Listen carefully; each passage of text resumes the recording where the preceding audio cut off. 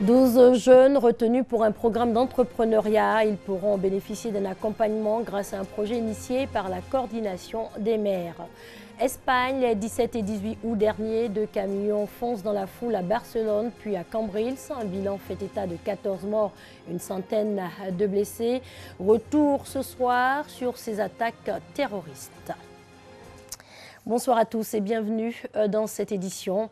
Mais avant, parlons athlétisme. Diamond League 2017, la sprinteuse ivoirienne Marie-Josée Talou obtient un ticket pour la finale. La double vice-championne mondiale aux 100 mètres et 200 mètres a terminé première sur 100 mètres en 10 secondes 94.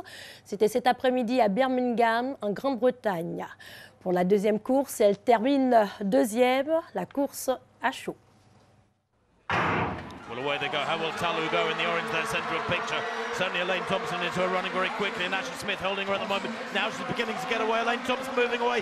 Talou in second place is going to be tight to the line, but Elaine Thompson takes it there from Talou, and I think maybe it was Jura Levy who came through for third place there on the near side. That was a fabulous finish from Levy to ease away from what was a very great start by Talou, but this is the point at which the Olympic champion Elaine Thompson starts to open the throttle, and it really was a good run indeed. Talou, well, she deserved her second. Et j'ajoute que les deux grandes finales de la Diamond League se dérouleront les 24 août et 1er septembre en Suisse et en Belgique. Encore un mot de sport, la Côte d'Ivoire qualifiée pour le CHAN 2018 au Kenya. Dans le cadre des éliminatoires du championnat d'Afrique des nations de football, les éléphants locaux ont battu hier le MENA du Niger, 1-0. Battus 1-2 à Niamey, les éléphants locaux se devaient de réagir et la réaction a bien eu lieu. Une qualification acquise dans la douleur, d'autant plus qu'elle a mis du temps à se dessiner, mais les poulains de Kamara Ibrahim ont fait preuve de patience. Gênés considérablement par l'impact physique des Nigériens et de nombreux arrêts de jeu qu'ils ont provoqués suite à des blessures imaginaires en vue de grappiller des minutes. Les éléphants ont finalement obtenu gain de cause dans les ultimes instants de la partie. Sur un corner, Sila Bonfa délivre les siens en inscrivant l'unique but du match. Grâce à cette victoire et au but marqué à l'extérieur, la Côte d'Ivoire accède à la phase finale du CHAN 2018 prévu au Kenya. Ils sont au nombre de 12 et sûrs qu'ils seront plus tard des entrepreneurs grâce à leurs projets innovants. Ils ont été retenus, ces jeunes, pour participer au projet d'accélérateur des startups, projet initié par la coordination des maires. Le reportage de Jean-Louis Gbangbo. Ils étaient 64 jeunes au départ à aspirer au statut d'entrepreneur. 12 parmi eux ont été finalement retenus pour participer au projet d'accélérateur de start-up initié par la coordination des maires d'Abidjan. Tous les maires se sont associés à ce projet dans le souci d'apporter des solutions aux problèmes criards de l'emploi des jeunes. Au-delà de cette initiative particulière, les projets innovants et riches ont valeur d'exemplarité. Ils illustrent très concrètement qu'il est possible d'obtenir d'excellents résultats en matière d'insertion des jeunes. Devant un parterre de personnalités constitué d'élus et de chefs d'entreprise, les 12 jeunes ont présenté leur projet avec les innovations qu'ils pourraient introduire sur le marché. À ce jeu, c'est le projet de Daniel Denji proposant une application mobile permettant d'avoir la liste des pharmacies de garde ainsi que les prix des médicaments qui a remporté le premier prix. Aujourd'hui, l'application cumule plus de 90 000 téléchargements. Depuis 2015, elle est sur le marché. Ça fait 2 ans maintenant qu'elle est là. Ce qu'on aimerait, c'est avoir des soutiens pour nous permettre de faire la promotion. Jusque-là, les porteurs de projets se rendaient directement dans les mairies avec les idées de projet et récupéraient de l'argent pour certains. Et après, c'était un peu compliqué pour savoir ce qu'ils en faisaient. Mais grâce à cet accélérateur que nous avons mis en place, on passe d'abord dans une première étape de reformulation du projet avant de passer à un accompagnement. Pour aider cette graine d'entrepreneurs à prospérer, la coordination des maires d'Abidjan a signé une convention avec la Chambre de commerce et d'industrie de Côte d'Ivoire. Les jeunes porteurs de projets bénéficieront durant leur parcours de l'encadrement des chefs d'entreprise aguerris. En bref, les préinscriptions dans les universités publiques et privées et dans les grandes écoles démarrent demain, 21 août. Près de 110 000 nouveaux bacheliers admis sont concernés par cette opération qui s'achève le 22 septembre. À présent, ce don fait aux malades atteints d'insuffisance rénale, des kits de dialyse et des médicaments estimés à 3 millions de francs CFA. Ils sont offerts par l'ONG Anoisais. Moussa Konaté nous en dit un peu plus. L'insuffisance rénale est l'incapacité du rein à exercer sa mission de filtration du sang. Pour les malades, un traitement palliatif existe, la dialyse pour épurer le sang. Bosson est un habitué du centre d'hémodialyse du CHU du Cocody. Il fait la dialyse depuis maintenant 11 ans. Quand on m'a intégré en dialyse, j'ai perdu mon travail. C'est l'association des dialysés qui m'aide. Ils m'aident vraiment à me soutenir un peu, les médecins ou autres. Et les amis aussi qui me paient mes médicaments. Même pour me déplacer, venir en dialyse, c'est difficile. Le kit, mais je n'arrive plus à payer. Pas facile donc de vivre avec l'insuffisance rénale. Et le coût du traitement demeure une réelle préoccupation. Les médicaments nous reviennent très chers. Il faut payer le Mircera, il faut payer du calcium, il faut payer de la vitamine pour aider le corps, sans compter la séance de dialyse, parce que la séance de dialyse c'est 1750. En plus de la séance de dialyse, il y a des traitements, il y a d'autres traitements qu'il faut prendre en compte. Il s'agit par exemple de l'hypertension artérielle. Les patients, certains patients sont hypertendus. Et ce traitement est à leur charge. Ou alors certains patients sont diabétiques. Ce traitement est également à leur charge. Aider les victimes de cette maladie chronique, un engagement pris par ces jeunes cadres. Réunis au sein de l'amicale Anoisais, ils offrent des médicaments et des kits de dialyse aux malades. Un don d'une valeur de 3 millions de francs CFA. Nous voulons attirer l'attention des Ivoiriens pour dire que l'État seul ne peut pas faire. C'est chacun à son niveau qui, par ces petits moyens mis ensemble, peut donner du sourire à ceux qui sont à côté de nous. Par le passé également, ils ont fait également des dons de prise en charge. Ils ont fait une prise en charge à certains patients qui ont des difficultés pour trouver les 1750 francs pour leur kit. Là, ils viennent d'offrir des kits pour 1 mois de dialyse. C'est beaucoup.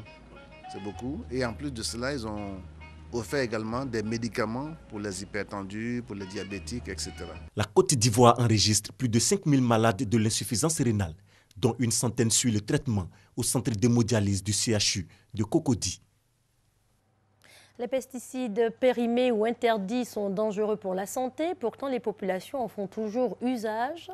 Le coordonnateur du projet de gestion des pesticides obsolètes et des déchets en Côte d'Ivoire appelle à la vigilance. C'était au cours d'une rencontre à la Maison de la Presse, Éric Goré. Jusque dans les confins du village. Georges Quadio, le coordonnateur du projet de gestion des pesticides obsolètes, projet PSI, face à la presse nationale et internationale. Ce chimiste explique les dangers que représentent ces produits interdits. Quand vous utilisez des produits chimiques, ils ont une durée de vie et lorsqu'ils sont périmés, il faut pouvoir, je dirais, s'en défaire, mais en utilisant les bonnes pratiques environnementales qui préservent à la fois l'environnement et la santé. Les pesticides obsolètes sont les pesticides périmés, frauduleux et illégaux. Outre ces pesticides, les emballages vides, les équipements de protection contaminés représentent aussi des dangers pour l'homme et pour son environnement, a ajouté l'invité. Très à l'aise devant les journalistes, le professeur Georges Quadio leur a demandé de sensibiliser les populations par leurs écrits. Ceux-ci se disent outillés. Après avoir pris part à ces échanges, ils s'engagent à jouer pleinement leur rôle. On a été suffisamment sensibilisés et le relais doit se faire sur le terrain. Les populations doivent être informées pour que vraiment on n'utilise pas n'importe quoi, n'importe où. Le projet de gestion des pesticides, projet PSI, a pour objectif de gérer rationnellement les pesticides en retirant du marché les produits interdits pour non seulement protéger la santé des populations, mais également permettre à l'agriculture ivoirienne de prospérer. Et on termine cette édition en Espagne. Les 17 et 18 août dernier, 2 camions foncent dans la foule à Barcelone puis à Cambrils. Bilan 14 morts et une centaine de blessés. Ce dimanche, plus de 120 bonbonnes de gaz ont été retrouvées. Retour ce soir sur ces attaques terroristes en région Catalogne. Les faits et les dates. Les faits. Jeudi 17 août 2017, en fin d'après-midi sur le Rambla, un quartier très fréquenté de Barcelone, une fourgonnette percute la foule. Daesh revendique l'attentat terroriste. Quelques heures plus tard, vers 2 h du matin, heure locale vendredi, à Cambrils, à 120 km au sud de Barcelone, une nouvelle attaque suivant le même mode opératoire est déjouée par la police catalane. Les 5 passagers du véhicule, les terroristes présumés, ont été abattus. 6 civils sont blessés par le véhicule. Une femme parmi eux succombera à ses blessures. Le groupe djihadiste État islamique revendique l'attaque. Le bilan, au total, ce sont 14 personnes qui ont trouvé la mort dans ces 2 attaques. 128 personnes ont été blessées, 65 se trouvaient toujours à l'hôpital. Les victimes des attentats perpétrés jeudi et vendredi en Catalogne sont d'au moins 35 nationalités. L'enquête. Qui sont les suspects? La police a confirmé que les 2 attaques de Barcelone et Cambrils étaient liées et qu'elles avaient été préparées dans l'appartement d'Alcánar, celui qui a explosé mercredi soir. Cette explosion aurait tout précipité. Les corps de 3 jeunes Marocains abattus par la police à Cambrils dans le nord-est de l'Espagne ont été formellement identifiés. Il s'agit de 3 des 4 suspects recherchés par la police. En revanche, un 4e suspect âgé de 22 ans est toujours recherché et 4 personnes sont en garde à vue. 4 autres âgés de 17 à 24 ans sont activement recherchés. Les personnes arrêtées en lien avec les filières djihadistes sont principalement de jeunes hommes, parfois mineurs.